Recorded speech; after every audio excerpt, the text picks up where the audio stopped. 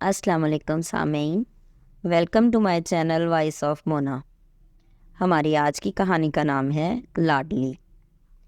نازلی بہن بھائیوں میں سب سے بڑی تھی۔ نازلی سے چھوٹی 2 بہنیں اور 2 بھائی تھے۔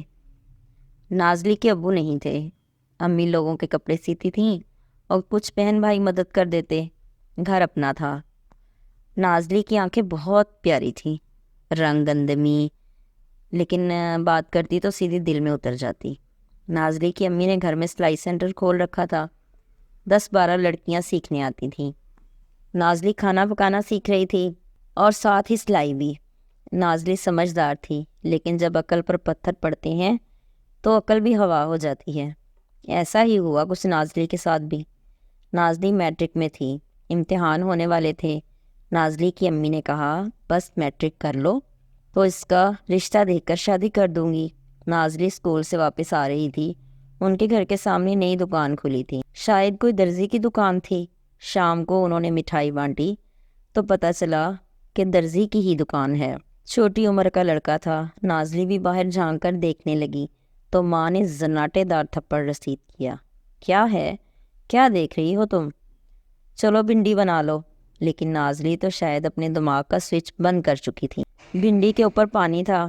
ماں نے دیکھا تو شور مچانے لگی، ارے بے وقوف، بھنڈی میں کون اتنا پانی ڈالتا ہے؟ وہ امی پتہ نہیں چلا۔ سب لڑکیاں ہنسنے لگیں۔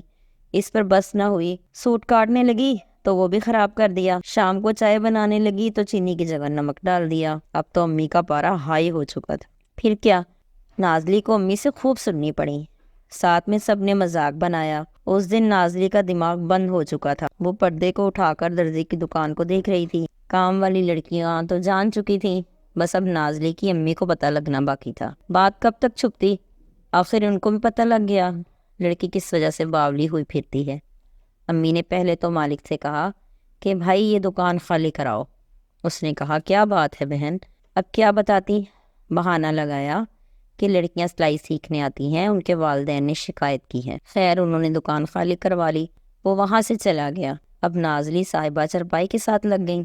ماں کو فکر ہونے لگی کہ جوان جہان لڑکی ہے، کہیں کچھ کر آنا لے۔ پھر اپنے بڑے بھائی کو بلوایا، اس سے کہا اپنے بیٹے سے نازلی کا رشتہ کر لو۔